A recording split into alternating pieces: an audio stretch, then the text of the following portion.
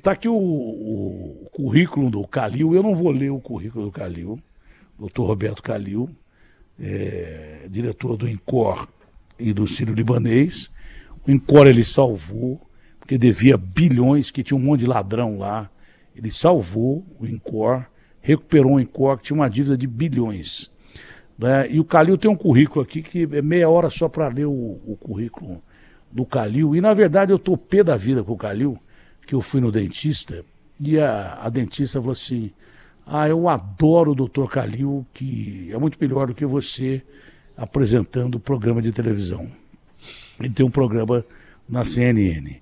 Aquilo foi pior do que o infarto no miocárdio que eu tive e a dor de dente que eu já estou. O Calil, sendo melhor do que eu em tudo que ele faz, já me irrita muito. Agora, melhor do que eu no que eu faço, eu quase levantei da cadeira de dentista e abandonei o consultório da doutora Érica, que quis falar com o Calil, porque ela falou: o Calil é meu ídolo na televisão e tal.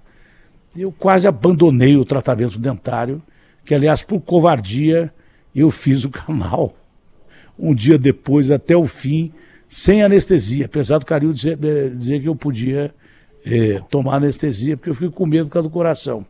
Mas eu nunca mais na minha vida, nunca mais, foi um doutor japonês, eu esqueci o nome dele. Lembra o nome do japonês aí, Matilde? Bom pra caramba. Ele falou assim: Datena, eu não acredito que você vai fazer o canal e tal. Então, a todo momento, ele perguntava se estava doendo. Eu falei: por que você acha que eu estou chorando aqui, cara? Mas manda o pau. Nunca mais na minha vida eu faço tratamento de canal sem anestesia. Nunca mais. Pensa no Gedel. O Gedel é difícil, não é? De engolir o Gedel, não é? É pior do que o Gedel tratar canal sem o raio da anestesia.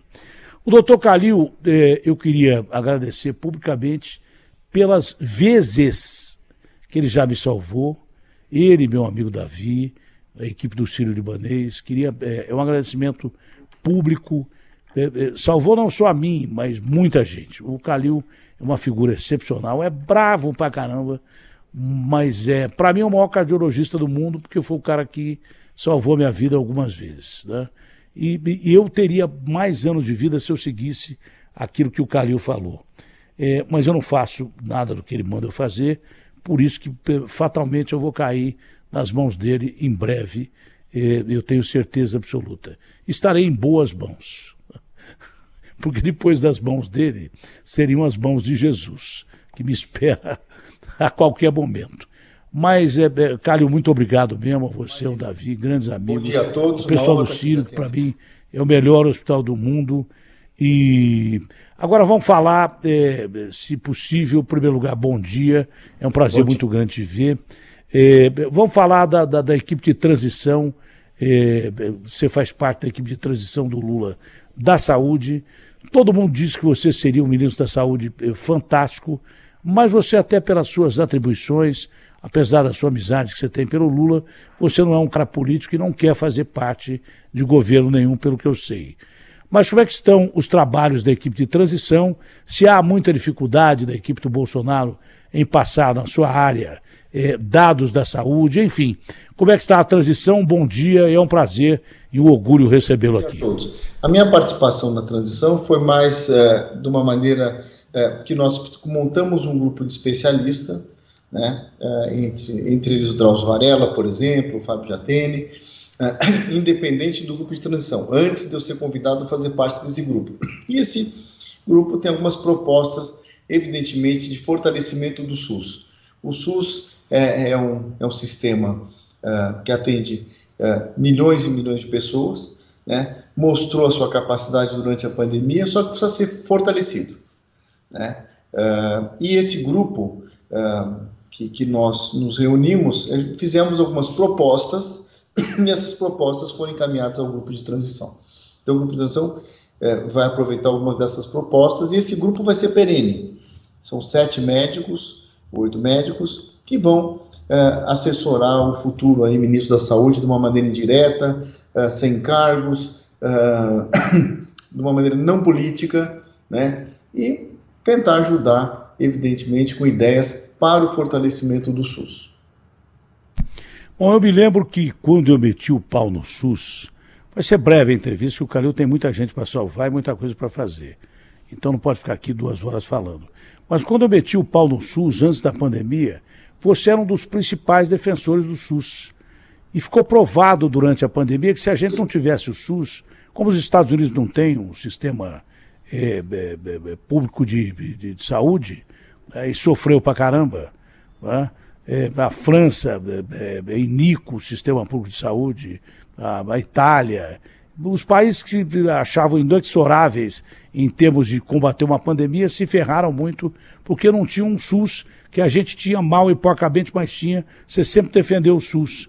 Com um pouco de injeção de recursos no SUS, o SUS salvou o que seria uma tragédia ainda maior do que foi no Brasil. E a intenção é melhorar o SUS, além desse grupo e tal, tem dinheiro para injetar no SUS, não, o problema é que não tem condição dinheiro de melhorar o SUS. Não, o problema é que não tem dinheiro. Você sabe que o SUS ele foi criado há mais de 30 anos, né? E já começou subfinanciado. Então é um sistema que está subfinanciado há décadas. Então tem que existir uma maneira, o que vai ser difícil aumentar recursos, mas tem que ser uma maneira de financiar melhor o SUS, né? Além do que tem maneiras, tem planos de carreira, tem algumas modificações que eu espero que esse futuro governo faça para a melhoria tanto do SUS como inclusive dos profissionais de saúde que trabalham no SUS, né? Então é um sistema que tem que ser fortalecido. Claro que quando ele foi criado, a população era mais jovem, a medicina era uma medicina de mais baixa tecnologia, mais barata, eu diria.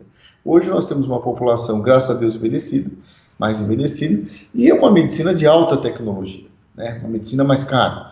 Mas o SUS mostrou para o que veio na pandemia e ele tem que ser fortalecido. E esse é o que nós vamos tentar ajudar nesse próximo governo. Bom, o Calil é muito amigo do presidente Lula. Não significa que ele tenha aceito o convite para ser ministro ou fazer parte da política, porque o Calil não faz parte da política. Isso é o cara ideal. Eu acho que é a pessoa ideal para aconselhar um presidente da República. A amizade do Calil pelo Lula é conhecida de hoje há muito tempo, como ele é amigo de vários políticos de direita, centro e daí por diante. Aliás, mais os caras são amigos dele porque dependem mais dele do que ele dos caras. Qualquer probleminha, os caras saem correndo procurar o Calil. E eu já tive a oportunidade de ver a amizade que o Lula tem pelo Calil. O seu conselho para o presidente Lula, especificamente, no particular, em relação à questão de saúde, qual é o principal detalhe que a gente pode melhorar na saúde brasileira, além do SUS? Veja, as conversas que eu tive com o presidente sobre saúde, justamente o presidente que externa a mesma ideia nossa, de fortalecimento do SUS, né? A meta do presidente, pelo que ele coloca, independente de quem seja o ministro, será o fortalecimento do Sistema Único de Saúde, né? Isso colocou várias vezes. O problema da Covid mudou completamente o destino da humanidade. Se não fossem os cientistas desenvolver uma vacina em tempo recorde, provavelmente parte da humanidade seria extinta. Os cientistas foram fantásticos em desenvolver em 1 ano e meio, 2 anos, vacinas que salvaram o mundo. Normalmente se demora de 14 a 15 anos a fazer uma vacina. Com isso, todos os outros setores da medicina ficaram prejudicados, não é? Operações que deveriam ser realizadas não foram, doenças crônicas que deveriam ser acompanhadas de perto e não foram, por causa da emergência de atender pessoas para não morrer. Hoje, como é que está a situação, Calil? Então, esse é um problema da pandemia. Quer dizer, nós estamos ainda numa pandemia, e as pessoas têm que ter um alerta, as pessoas têm que se vacinar. Muitas pessoas não tomaram dose de reforço no país, né? Porque acham que o vírus já acabou, a pandemia já acabou. Não, a pandemia não acabou, não. Tem mortes, mais de 100 mortes por dia ainda, o vírus está por aí, então estamos numa pandemia, então todo cuidado ainda é pouco. E nós temos um outro problema, a doença chamada pós-Covid, ou Covid longa, várias sequelas das pessoas que ficaram mais graves, e tem que ter atendimento de várias especialidades, e os que não se trataram, porque a pandemia, ela represou o número de cirurgias cardíacas, por exemplo, e outras cirurgias. Então, é um desafio. né, você colocar em ordem os procedimentos médicos que ficaram atrasados por causa da pandemia, tratar as consequências graves, muitas vezes, no pós-Covid, e estando ainda numa pandemia. E com a população não se vacinando adequadamente, na minha opinião, nesse momento. Então, uma situação bem preocupante. Quando você fala em milhões de mortes na China, dizem até que vão morrer 2 milhões de pessoas na China. A China está numa crise enorme. Ela parte de um período de trancafiar as pessoas em casa. De repente houve uma reação até inesperada do povo chinês e aí o presidente Oi, estou ouvindo. Jinping, que o Bolsonaro aprendeu a falar. Um pouco baixinho, mas estou ouvindo. Ouço melhor o ar. O Xi Jinping foi obrigado a liberar, porque senão cortava a cabeça dele lá. E de uma hora para outra a China se envolve numa crise terrível da Covid. Que chances há dessa... Eu acho que já está por aí a variante que está atingindo a China, ou as variantes que estão atingindo a China, que provocam milhões de mortes. É claro que num país de 1 bilhão e 400 milhões de pessoas, mas é significativo. Qual é a chance dessa coisa chegar aqui numa proporção que nós já tivemos a doença, ou se as vacinas do Brasil, que foram aplicadas em boa parte das pessoas, com dose de reforço inclusive, faltando gente tomar dose de reforço, como você falou, se vai segurar essa situação e a gente não vai voltar àquela situação gravíssima, onde o Brasil proporcionalmente foi o país que mais morreu gente, que a gente tem menos gente que nos Estados Unidos. Eu não tenho conhecimento, então são várias variantes desse vírus que estão circulando por aí, né? Mas a mensagem, eu acho que, na minha opinião, de não infectologista, não sou um WIP, mas a gente não vai, a chance é muito pequena, quase de você voltar àquela tragédia que estava. Primeiro que as pessoas têm consciência hoje, né, de medidas de proteção. Segundo, a vacinação está aí, né, que foi, obviamente, a grande arma contra o vírus foi a vacina, né? Então é importante as pessoas continuarem se vacinando, estão chegando as vacinas bivalentes aí, que vão pegar as novas variantes, quer dizer, se as pessoas seguirem as orientações das autoridades sanitárias, obviamente o risco é muito pequeno, né? Tão importante como você investir no sistema público de saúde, investir em médicos, enfermeiros, em pessoal hospitalar, é formar novos profissionais. A questão das universidades, como é que o senhor analisa hoje no Brasil? Não, veja, o Brasil é um país em que a medicina é muito boa, né? Uma das melhores do mundo. Caiu a linha. Acho que o Calil apertou o botão errado aí, ou nós apertamos. Caiu a linha. Então vai. A medicina... Pode falar, eu que não estou ouvindo. A medicina do Brasil é uma medicina excelente, de excelente qualidade, né? Obviamente tem sempre aquela discussão, abre mais faculdades ou menos faculdades, mas a gente tem que se preocupar em vez com a formação, né? As faculdades, obviamente, abertas ou que vão abrir eventualmente, tem que, obviamente, ter uma vigilância para a qualidade da formação do médico, né? Não adianta você ter como isso é debatido sempre, né? Então, quem é favorável a novas faculdades ou não abrir mais faculdades, claro, nós temos muitas faculdades. Então, importante é ter uma vigilância bem rigorosa em relação à formação do profissional. Isso que é importante. Bom, uma última pergunta, porque o Calil é super atarefado, é impressionante. O Calil chega cedo no Sírio, passa em Cor, vai em vários lugares. Ele para de trabalhar, quando ele para de trabalhar cedo, ele para de trabalhar meia-noite, quase 1h. Vai para casa, depois começa tudo de novo e só não trabalha de sábado. Né? Domingo ele está lá no Sírio de novo. É um dos caras que provam para mim que o talento só vem antes do trabalho no dicionário. Então o Calil é um sujeito que trabalha muito, graças a Deus, porque ajuda a salvar muitas vidas com a sua equipe, que é fantástica. Ninguém é bom sem equipe, mas o Calil é um cara que, graças a Deus, um workaholic aí da medicina e salva muita gente. Quando nós fizemos uma reportagem no INCOR, né, quando a gente teve um primeiro contato, você já me dizia que morria muita gente de coração. Os ataques cardíacos são normalmente fatais, já morria muita gente. A Covid está mais ou menos que relacionada não só a sequelas de outras doenças, mas também do coração.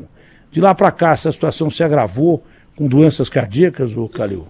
Não, a Covid afetou muito o coração. Então, o vírus afetou de várias maneiras o coração, causando miocardite, que é uma doença que muitas vezes grave, que deixa o músculo do coração mais fraco, nas formas mais graves. Ela também aumentou a incidência de infarto. A Covid pode causar infarto também, né? Então, ela agrediu o coração de várias maneiras.